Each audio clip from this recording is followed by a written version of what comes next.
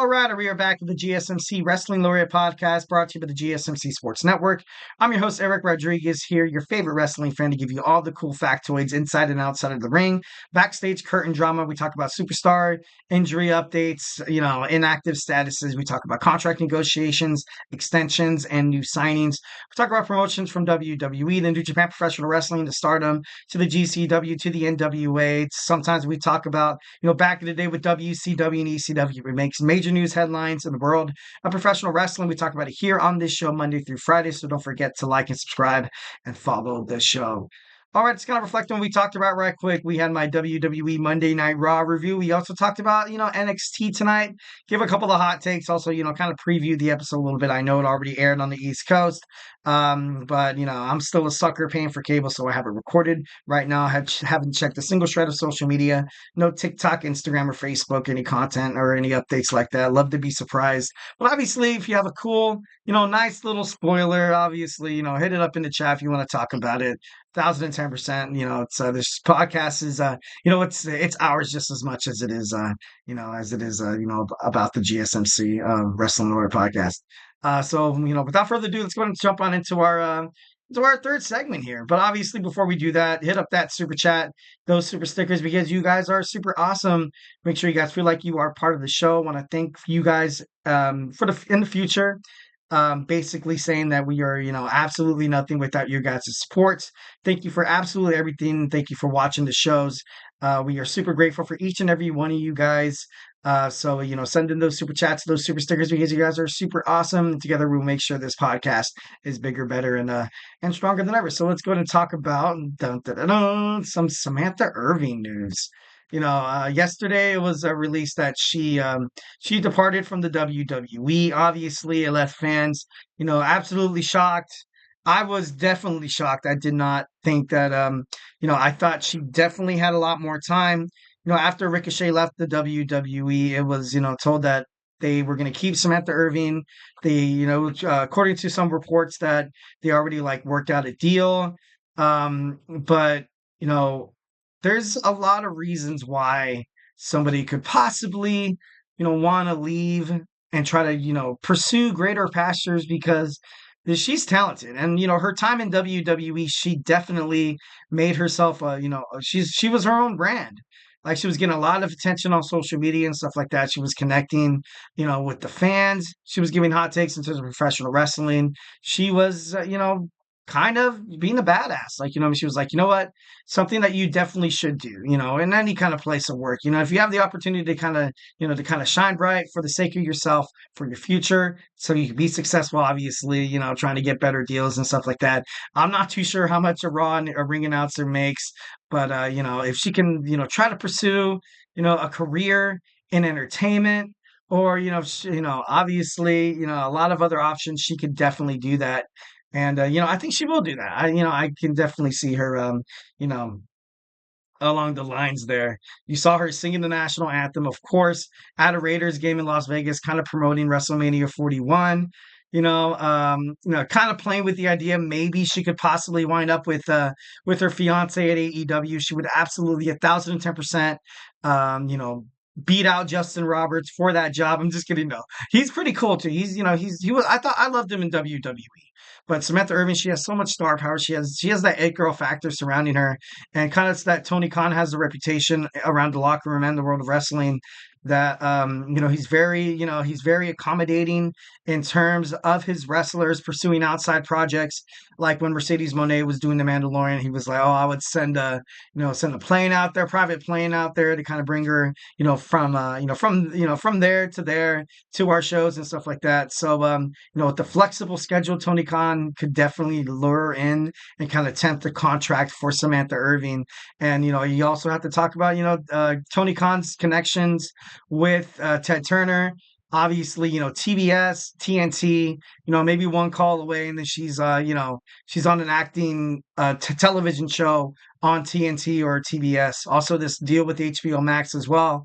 Maybe she winds up on a series on HBO Max, or perhaps, kind of get into some movie deals and stuff like that. And then also another side, you have, you have the connection to the Jacksonville Jaguars, and obviously saw her singing the Star Spangled Banner for the NFL. Imagine, I was kind of playing with the idea a little bit with my man Anthony Mazzano. um, he would mention about her possibly being an NFL sideline reporter, which would be great. I think she would be, I think she would thrive in that kind of environment. She has that voice, she has a personality. Obviously, you have the look. So 1,010%, she would be amazing at whatever whatever she has to do. But recently, in an article I read, it kind of talked about the reason why she left WWE.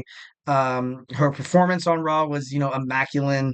Lillian Garcia came back, and she did great. There was a couple times where she did slip up, but ultimately, comparing her to Samantha Irvin, I feel like because you have younger generations of superstars coming in. Lillian Garcia, she has that it factor as well. Like, she's great. She has a great voice. She gets people into it. But I don't know, like, you kind of had this connection with Samantha, and inside the ring with the WWE superstars, with her fellow co-stars and wrestlers, also personnel. Like, there was a during the main event, and I obviously this could be my pickiness of being a professional wrestling fan. You saw Jimmy Uso going out, giving Lillian Garcia like a fist bump, and I don't know, it just didn't seem like just didn't seem like the right vibe. Like, you know what I mean? When you see Lillian Garcia, you're like, oh, absolute, like, respect. She's kind of like, more of more, etiquette. She's, more of a professional. And Samantha Irving kind of went out there and she was like, look, like, these are my people as well. These are, my friends just as much as their co-stars. We are all family. So at the same time, I'm gonna go out there and I'm gonna have fun with it. Like, you know what I mean? So, I definitely, gonna miss that aspect in terms of Samantha Irving when she was inside the ring. It's kind of crazy. Lillian Garcia, she did start in 1999. She 15 years. Thought that was kind of crazy. Irving's departure was obviously super, surprise to everybody, fans, to fellow wrestlers, personnel, makeup, and basically everybody loved her. She was loved in the WWE, locker room and stuff like that. You know, she was at the height of her popularity, 1,010%. Once when Ricochet left the WWE, a lot of fans had speculations that she would follow. And once when he was written off, the WWE was, I can imagine them, trying to, develop a deal with Ricochet. But then I'm pretty sure AEW offered him more than offered him, which by all means was the right choice by Ricochet. I thought, I would have took a contract with AEW as well, because I feel like WWE ultimately, they didn't really know how to use Ricochet. He was, he's the human highlight reel who you would see, on pointless matches on Raw, and win the WWE Speed Championship, where all of his matches were only 3 minutes or less. So definitely love seeing him on AEW. He's already making an impact, getting title shots. Hanging out with his buddy Will Ospreay, having great matches. So, definitely thought he made the right move going to All Elite Wrestling. Will Samantha, follow? It's up in the air. Ricochet already said on social media that, no need to fret, no one needs to worry, because he's got, she's not coming to AEW. She might be completely done with the world of professional wrestling, but she left because of scheduling dramas, scheduling problems. Excuse me. She left because of scheduling problems. Time away from the family, like it. It matters compared to the way the WWE used to travel. Obviously, it's been cut down. In 2025, Triple H Paul Levesque already reported it's going to be, basically cut in half, which is great, for superstars to kind of have that connectivity with their family and loved ones. Also, a great way to avoid injury. A lot of storylines heading into WrestleMania 40 and after were affected by injuries. Like, look what happened when CM Punk was quote unquote was supposed to win the Royal Rumble and challenge Seth Rollins for the WWE World Heavyweight Championship. Instead, he gets injured. Then Drew McIntyre gets injured, and it just seems like Monday Night Raw was kind of had a lot of these storylines on the back burner because of all the injuries and stuff like that. And even like with the women's as well, Asuka, she was gone. Charlotte Flair's been gone for quite some time. And I feel like this is going to be great for wrestlers. You know what I mean? I feel like it'd be ultimately perfect. And like I said, although it has not been confirmed, she had opposite work schedule of her fiance Ricochet. Obviously, a huge problem, especially when you guys used to travel, from city to city to city. Like, you know what I mean? Like if I ever kind of had that gig, obviously with like with my fiance or my wife, you'd have the show, you put up and you hang out in a hotel room, have a nightcap, maybe go out for a late dinner. And times were good. Like every night essentially could have been like a nice like little day night in a different city, in a different state, hell, even sometimes internationally, a different country. And having that kind of luxury with your fiance and stuff like that, I can imagine that definitely took a toll. That took a toll when Ricochet left in the summer. The grind basically makes of the WWE travel. Irving said basically making it impossible to focus on outside projects other than the WWE. It's been something in her mind for quite some time leaving the WWE. Ultimately, she wants to focus on her music career, spend time with family, especially like her daughter and stuff like that. PW Insider also reports that Lillian Garcia is not permanent. She's not going to be permanent. She's expected to have an extended run in WWE.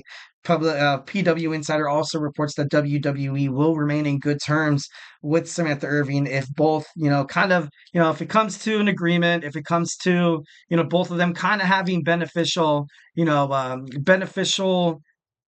I guess a beneficial agreement being like, all right, I'm gonna join WWE or announce a PLE because it's gonna get my name out there. Also, WWE is like, look, we're gonna get Samantha back, so it's gonna bring a breath of nostalgia. Having her come back, it's she's gonna be welcomed and warmed by the WWE universe ultimately. So it would be beneficial. It would be beneficial, obviously, to kind of keep ties and also keep this positive relationship going between Samantha Irving and the WWE. So, crazy, a lot of stuff happening. Like I said, in terms of life, sometimes, so, life, it goes by fast. Like, you know what I mean? Then the snap of your finger, minutes turn to hours, hours turn to days, days turn to weeks, weeks turns to months, months turn to years. Like it's crazy. I felt like just like last week it was Christmas, and now Christmas is right around the corner. I have to get myself into credit card debt because I have three kids. Like, you know what I mean? Like, so, uh, it's time, time's crazy. Time is crazy. So obviously Samantha felt like it was the right time to kind of, to make the decision because it was like, you know what? And I think she's 37 years old. Obviously, I feel like age will never ever slow her down.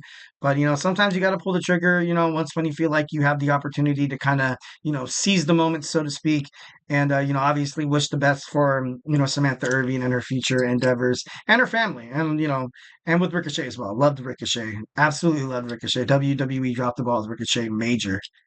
All right, so hey, do not go anywhere. We're going to jump on into our fourth segment. We're going to talk about NXT coming to the ECW arena in November. So hey, do not go anywhere.